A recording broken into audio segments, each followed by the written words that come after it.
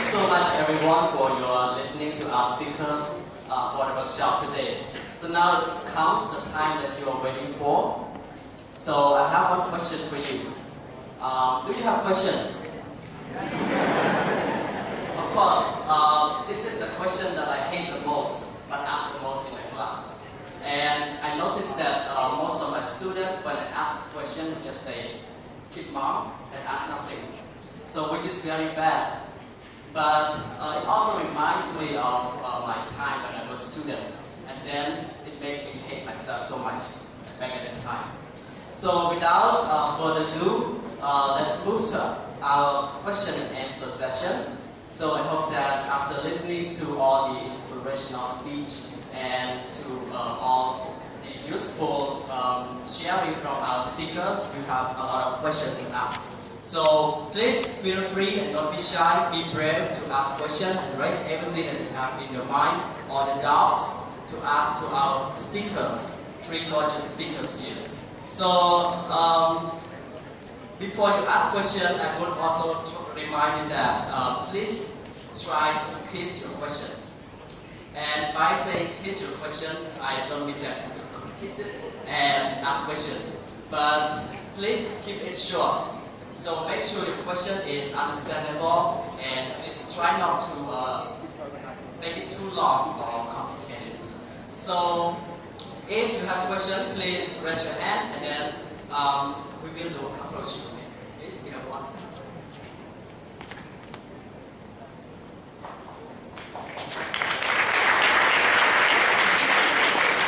Good evening, lecturers, and good evening, the intern here. So I have two questions here. Okay. I believe that everyone have to major at the same time. Yeah. And at the same year, So my question is is there another way to keep myself best with two major at the same time? One. And two is I know that everyone here want to be professionalism and want to be proactive. And I know that every time in the class they like to share. They like to share what they know to everyone in the class. But the thing is they got nervous. So my question is how can we fight with our nervousness? Thank you. Okay, thank you so much for your question. So now let our speakers share what they have got to answer the question. So can anyone of you please share?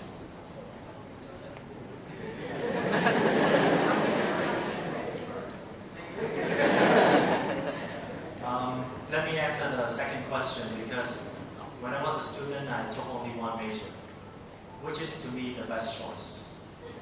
Consider now, because right now when I work, I have only one name card. That's true, with my name card, they don't put two titles, only one. Which is a direct message that I completely disagree to two majors. Okay? I believe being the best at one is much better than being mediocre at two or three. Okay. Nervousness, very good question. I remember the first time I did my presentation in class, I took off my glasses because I was too nervous to look at my audience's eyes. So I took it off in order to feel great. So right now, when I look back at the experience, I believe that I overcame my nervousness because I did it. I did it. A lot of people take a different approach. Whatever they fear, they run away. But me is different. Whatever I fear, I approach it. So when I do it often enough, it becomes my comfort zone. Okay, so let me pass on.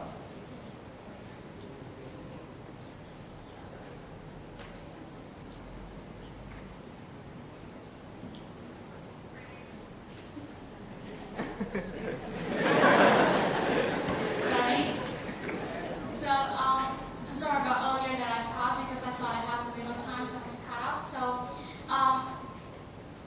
Bro Vina has mentioned that he's completely for one major, while I am doing two.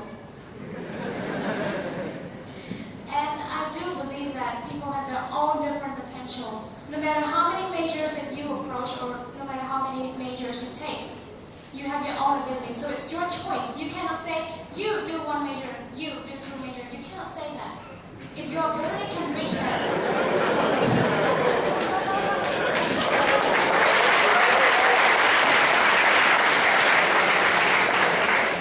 if your ability can reach that, go for it. But do not exceed the limit because you have parents to care for, you have other things to care for. So if you have time for it, if you're sure, then why not? So to answer your question, how to be best when you are doing two majors? Well, I am doing two majors, and I have to admit that I'm not boasting, but I have to admit that I got first place every year for the two majors, but not this year, which is like second. So how to be best? Well, it's hard to say when you already took it up. But before you take two majors, I have a lot of advices. You can choose what you are the best at. You don't choose majors that you know nothing about. Because if you choose two majors, then you have no idea about what it is. And then you just start up so new. So you gotta put yourself into trouble. So do what you're good at. And second, you gotta love it as well. So if you study what you hate, you study something that doesn't make sense to you, for example, you don't like finance, and suddenly you take finance, and then you don't like economics, and suddenly you take economics. Two of them combining, then you're dead. So before you choose two majors, you gotta know that you're good at it, and you gotta know that you love it. So after choosing those two majors, you have all the rights to adjust yourself. And for the second question, how to fight with nervousness, I think Rowena has mentioned the methods already. I think that's really effective. But I hate to say it, but I have to answer this question honestly that if you want to fight your nervousness, you have to think that your audience do not know anything. You have to understand, you have to believe that your audience come here to listen to you. They come for your sharing. And that's why you have your job to share. And that's why you are confident that you can share. So if you feel that all of the audience are, let's say, scientists, they know well more than you do, then why do you speak? Why do you have a job to speak here, right? So you speak, so you fight nervousness because you know that people come here to listen to you. So that really makes you feel confident and believe that you say something in a really meaningful way and you would not be so nervous. Thank you.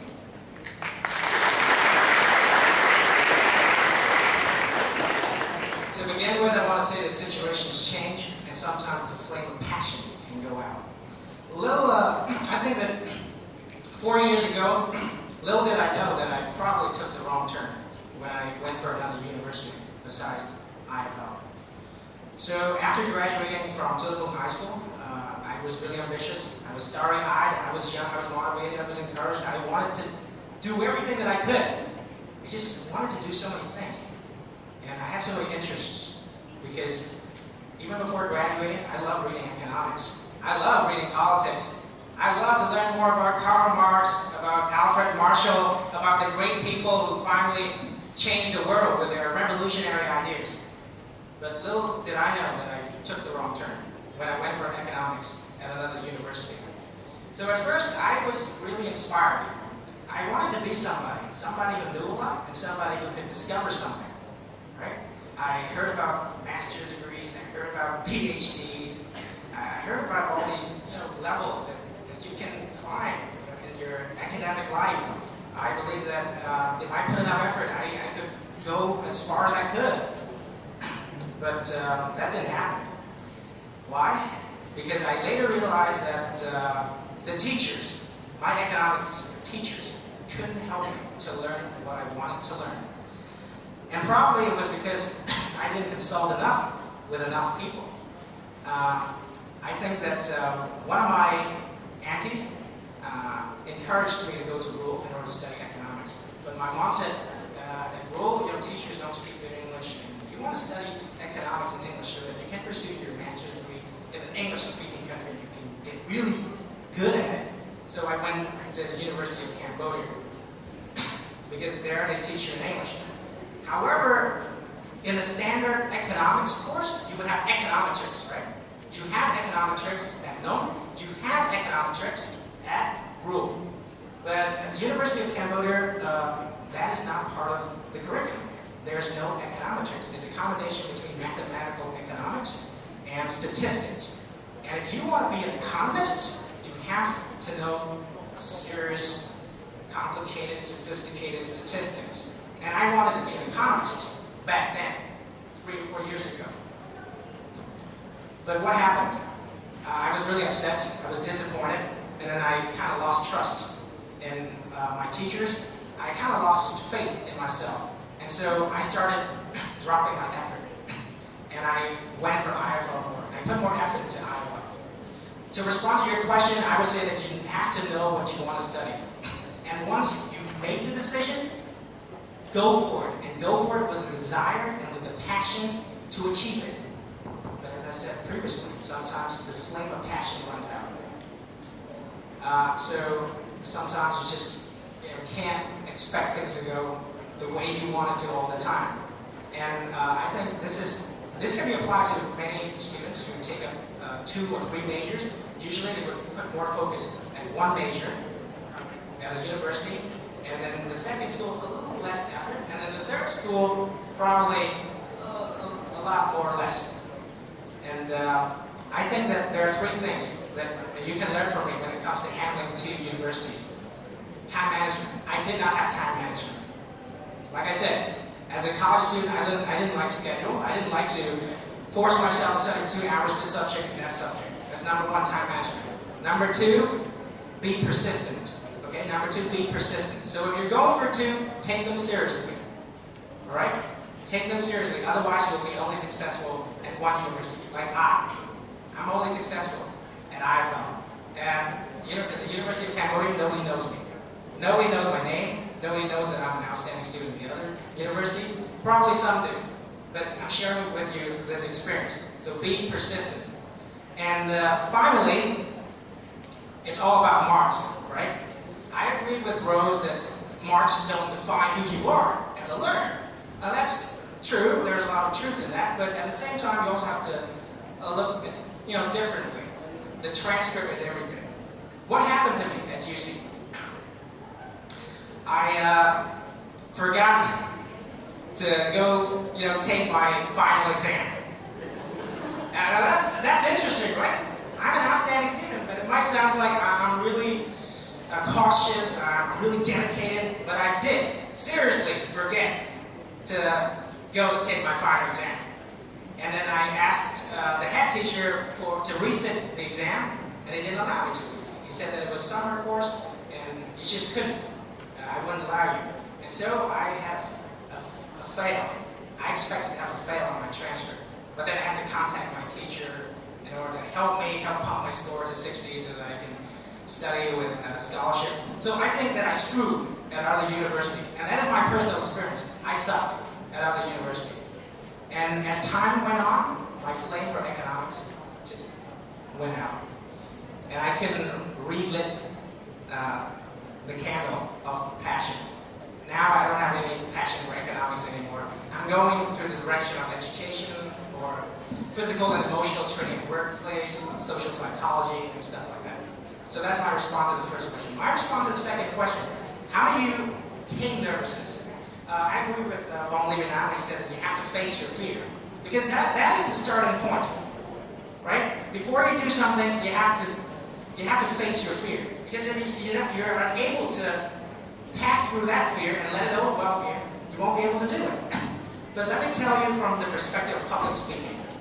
Remember that when you're talking publicly, you're not talking to your friends. Because when you're talking to your friends, you are having a conversation. And the distance between you and him and the expectations from yourself are lower, right? When you have a conversation with your friends, you feel comfortable. It's your comfort zone. You don't care whether they think badly or think good of you, because it's nothing to do with story. It has nothing to do with performance. You're simply talking. So what I want you to do is, during public speaking or during your presentation, adopt a conversational tone. That was what I did. I adopted a conversational tone so that I would feel like I'm talking to a group of people, group of friends. And I also agree with Rose. People who come to see you make a presentation, usually they want to learn from you. They're here to listen to you. They're here to support you. Of course, there are probably a few people who want to see you fall, but I don't think there are many. I think most of the audience are really encouraging. And if you have trouble looking into the audience's eyes, I would suggest that you don't have to take your glasses off, but look at their foreheads. Okay? Look at their foreheads. And when you look at them, don't look into their eyes at all, because some of them can be really intimidating. Right? So number one, adopt a conversational tone. Number two, don't look into the audience's eyes if you have trouble doing so. Number three is have a message. Why do people get on stage and run out of words? Why do people get on stage, talk for about 15 minutes, and then just go blank? There's a reason behind that, and the reason is they don't have a clear message. They don't understand the subject well. So do your homework before you do a presentation. Know what you're going to talk about, and always have a message. Number four, think in terms of structure. So you need to know what your first message is, what your second message is, or messages, maybe there are two messages, and so on and so forth. Think in terms of structure, so that you don't get confused, and so that you don't confuse your audience. That's all I have to say. Thank you very much.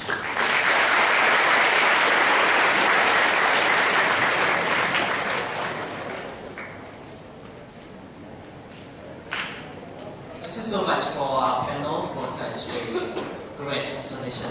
So I was told that we have around 6 minutes left, which means we will take up to 2 questions. So please make your question as short as possible, and each person can ask 1 question. Okay? So please. Over there.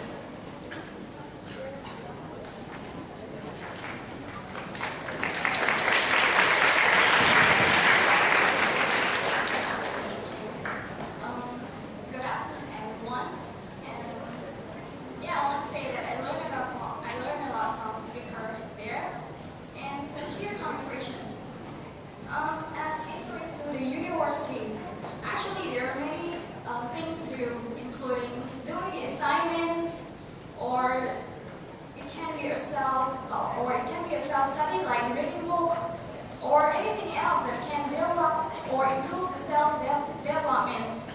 So my question is, according to your experience, how can you separate your time or spend your time wisely doing those things? That's it. Thank you.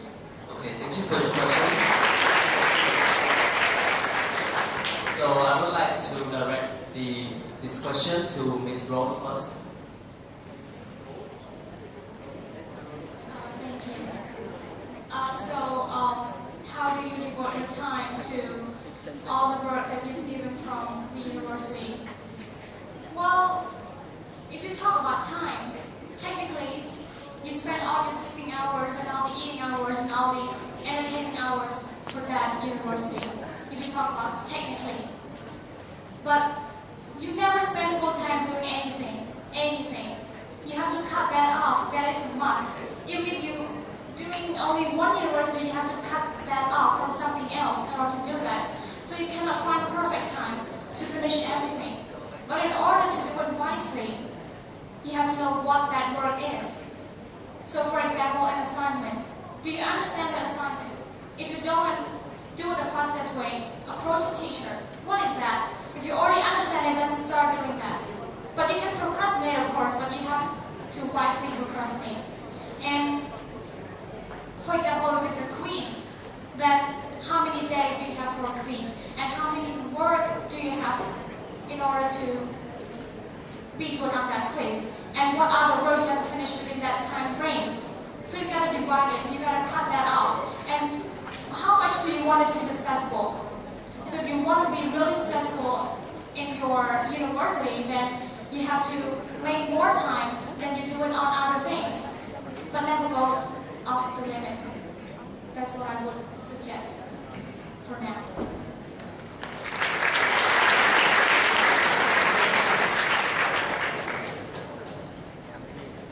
So thank you so much.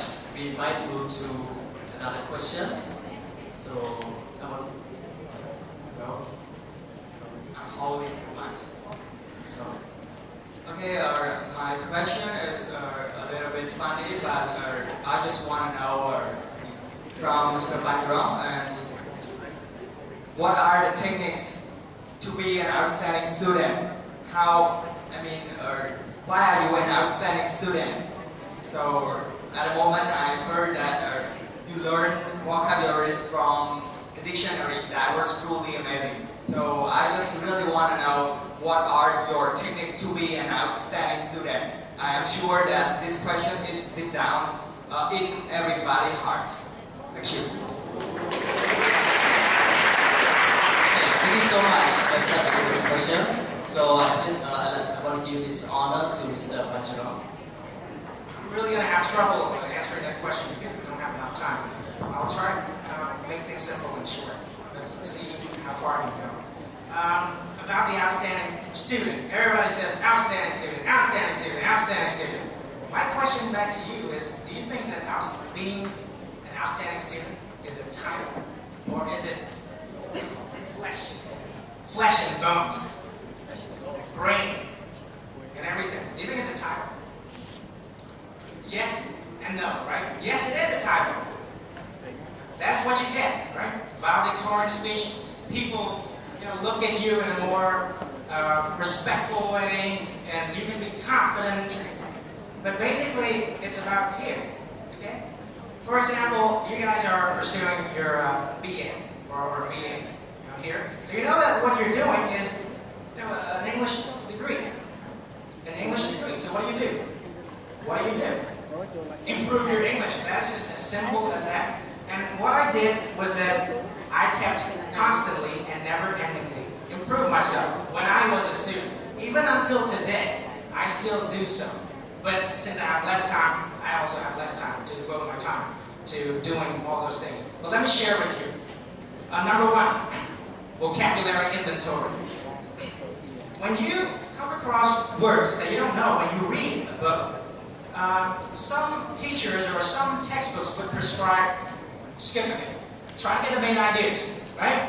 Now you don't need to understand all the vocabulary in that text in order to understand the text. But that's not true. Yes, you can get the main ideas, but does knowing more, is it better than knowing less? So what I did when I came across vocabulary, I would feel so guilty because I couldn't understand the word. I was really angry. I got really mad. So I would take note of the word, okay? 4 a day, it's like a vocab diary. And then I would find the synonyms of those words, right? So for example, the word approachable. What are the synonyms of the word approachable? Amicable, social, amiable. So I would classify those words, synonyms, and then the definition, and then the example, how you would use those words. And keep doing that, and keep learning. I think in Von Leeuwenhoek's book, which I didn't get to finish, but I came across a part he wrote about accidental learning. Trust me, I don't finish books that I read. I don't. It's a waste of time to finish everything. I simply look through the content. Anyway, you talk about accidental learning. So reading books and coming across words will help you to learn more. But at the same time, I think that accidental learning isn't enough. You don't learn something by accident. You learn something with deliberate power. So sometimes you need conscious effort. What I did was accidental. So I came across words that I didn't expect I would come across, right? And then conscious effort, I would write those words down. So that is about vocabulary inventory. Number 2, pronunciation. You have to be smart when you learn something. These days, the greatest and most valuable commodity is the ability to learn something rapidly and to adjust yourself to changing situations. Pronunciation. What does it involve? What does it involve? So if you want to pronounce a word correctly, first of all, think about the stress locations. So these are what I teach my students. After each unit, we have pronunciation training. Stress location. Is it develop or is it develop? It's develop, right? It's the second syllable that you have to stress. Is it markedly or markedly? It's markedly, so know the stress locations. Then you might have a 30% chance of pronouncing the words right. Second, individual sounds. Can you pronounce the? Can you pronounce the? Can you pronounce the sh? Right? So individual sounds are very important. But then you might, if you achieve those two things, you might be able to achieve probably 50% of good pronunciation. How about the ending sounds? The and the like project, right? Direct, and the ed, the ed. So think about the ending sounds. These are things that you have to pay attention to. So we've talked about vocabulary inventory in order to boost your knowledge of vocabulary. Number 2, I've talked about pronunciation. Number 3, I want to talk about accent. We have different values. What are values? I taught GS, and my class and values are simply ideas about what is right, what is wrong, what is desirable, what is undesirable, what is beautiful, what is not beautiful. Some people have the value that accent is not important. I would say that accent is not that important. It's not the utmost, of importance. But the thing is, everything is important. Because in accent, you have intonations. Intonation is up and down, right?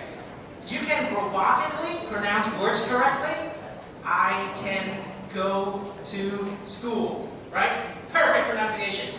But think about the intonation. Intonation and the pace. If you want to have an accent, you have to speak a little faster, right? A little faster. And you have to jam words together. For example, American English, got to go becomes gotta go. Would he do that? Becomes would he. Jam those words together and speak from your throat. So you need to know the strategies, to talk British or talk American. For example, British would say bother instead of bother, right? This thing is a lot of bother, right? A lot of. But Americans would say a lot of. It's hot, right? It's getting hot in here. Take off your glasses. Here. Okay, that's all I have to share. We're running out of time.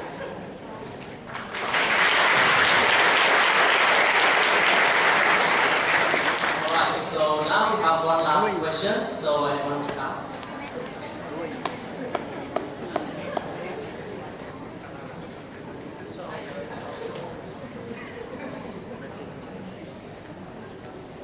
First of all, I would like to pay my respect to other speakers and how do you do, ladies and gentlemen? I have one question that I always wonder. I want to ask all the speakers that in class, if we try to do a lot of activities such as sharing knowledge to our friends, discussing some lessons with the girls or as teams, or especially doing a presentation a lot in class. But actually, at the end of the test, we still low in our score. It means that we cannot get a high score in our examination. So I want to ask you that should we try to continue these activities for us? Or because some people say that doing a lot of activities in class is not very right choice, but getting a low score in the examination is very important than that. So I want to ask the question. Thank you. Thank you. So I would like to throw this question to Mr. Debate now. Finally. Thank you guys for leaving. Okay, thank you. If you have questions and somehow you don't know who to approach, you can go to my Facebook, okay? I'm free most of the time, okay, so I can answer your question. That's a very good question, and I believe Panyarom covered that in his presentation. The science of influence, the marker, the person who gives you mark, the teacher, right? Not someone else. So I believe, and it's also linked to what Rose said, is mark that important? A lot of people, study very hard for mark, but after the exam, they forget everything. I'm not saying I'm better or I boost that I know a lot, okay, but take out your course book and ask me. I still remember most of the lessons that I learned. Because I learn for knowledge and I also learn for marks. When you learn for knowledge, it's important to share. Give it, you will get it. But when you learn for marks, it's different. You have to cram. That's why people who say that I have to study smart, not hard, I don't think so. For me, I've always believed in hard work because I'm not sure if I'm smart. I don't know if I'm smart, okay? That's why I always trust in hard work. I believe if one person spend 2 hours reading and he or she knows it, I will spend 4 hours. And let's see how stupid I am. Okay? So, in response to your answer, I believe, do it. Don't give up. Okay? Someone in your class who scored 5 marks or 10 marks more than you without doing anything, possibly no less than you. Okay? But the other thing is, you also need to learn to get marks. Maybe check out the format before taking the exam, what the teachers ask for. Okay? For example, if you don't give what the teachers want, they won't give what you want. So that's simple. If your teachers want big vocabulary, give it. If your teachers want content, give the content. If your teachers want you to do this, do that. Okay? Always do it in response to what the teachers want. I give you a very personal example. Okay? When I learned IELTS, literature study, I learned with lecturer science theory. At that time, almost all of my classmates did not read the lesson, did not read the story before the class. So when it came to the session, all of them were audience. Instead, sometimes I was the only person in the class that did the conversation with the lecturer. So she asked me a question, I answer. She asked me a question, I answer. Only one. And at that time, I learned a lot. So I'm saying all this to make it very clear. Do one, be the best. Okay? And again, if you say mark is not important, I don't believe so. Without marks or certificate, you're not here.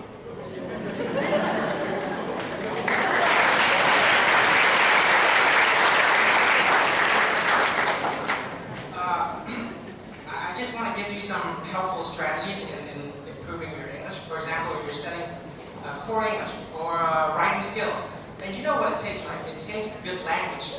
I think the mistaken mentality of most students who come to school is that they get to learn language in class.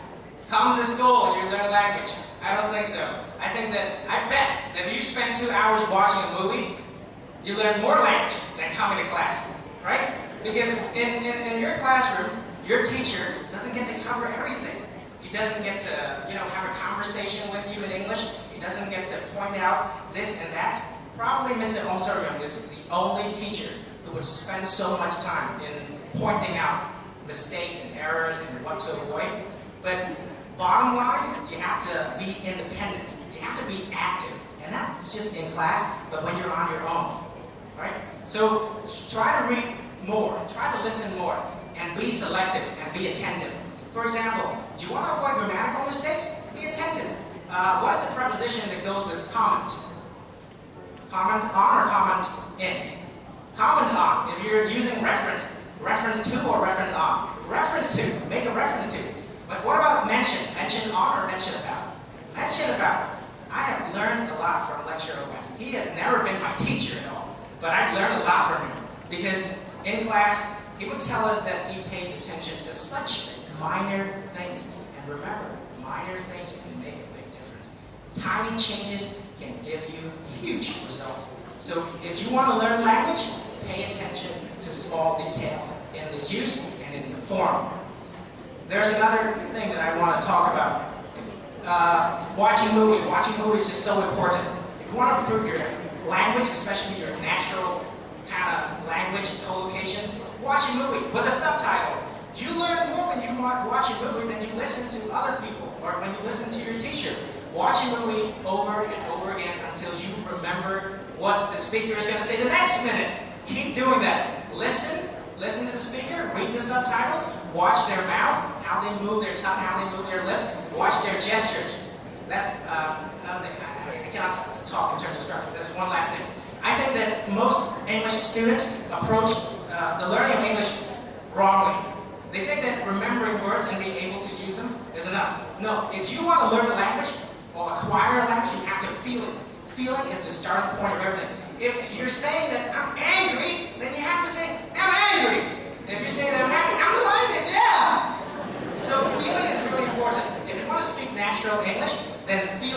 feel the language.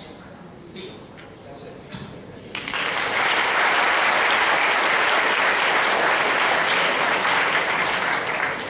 Just the last minute answer. So let me recap. I really appreciate the two guest speakers' answer, but I think that's not really the question. Right? Right? Because you asked about class activities, right? And you have a lot of activities, but you still have low marks. And would you still continue the activities? Is that your question? Yes, that's the question. So the answer would be, your scores do not relate that much to your activities in class. Of course it does, but your activities in class do not define your scores. Sometimes outstanding student or student who got high scores are really passive. They don't do anything. But at home, they do it on their own, and they learn things on their own. They don't really interact with other students. They're very passive. Some students are really, really active in class, but still low scores. So what I want to tell you is that you don't have to focus on how much you are active in class. But as long as you know that you learn it, as long as you know that you understand it, and do it with your own way, and you can get scores as you want, then I think you can just go for it without focusing on how much you are active in class. And second, let me recap. Of course, scores is important. And they do not, and they do define who you are, but it is, again, not a priority. And score, you have to perceive scores in a way that scores is a record for your study, not a way to judge who you are, not a way to judge if you're outstanding, and not a way to judge if you are more outstanding than the other students. And you cannot compare the scores, but you have to compare yourself the previous month and then the other month. Are you improving or are you getting down? So score is the record for yourself. Do not use it much for challenge with other people. Thank you. Alright, so thank you so much for our panels for their great answers. And we are sorry that we could not take more questions because we have another program to go. So I would like to say thanks again to Mr. Bachelor, Ms. Ross, and Mr. Deblivedan for your sharing with us today. So I would like to give this floor to the MC. Thank you. Okay, thank you so much for our guest speaker once again. And I'd like to say apologize for the mistake we made earlier. I know that if you guys have any more questions, you can post it on our Facebook page, which is IFL Debate Club. And I know that you guys are very tired. Now it's time to release your stress and tension. The warm